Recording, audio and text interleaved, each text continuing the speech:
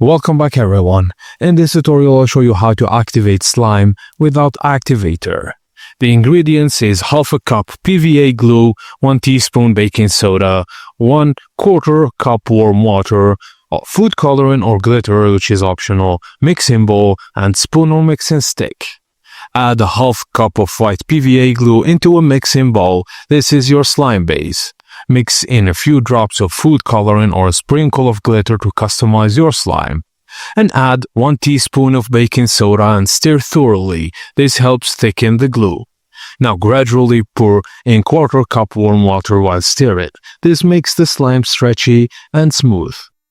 Let the mixture rest for a few minutes to let the texture come together, and once it's no longer sticky and holds shape, your slime is ready. Store it in an airtight container for future fun. And that's it guys, as simple as that. Enjoy your activated slime without Activator. Thank you for watching. If this video helped you, please be sure to like and subscribe for more.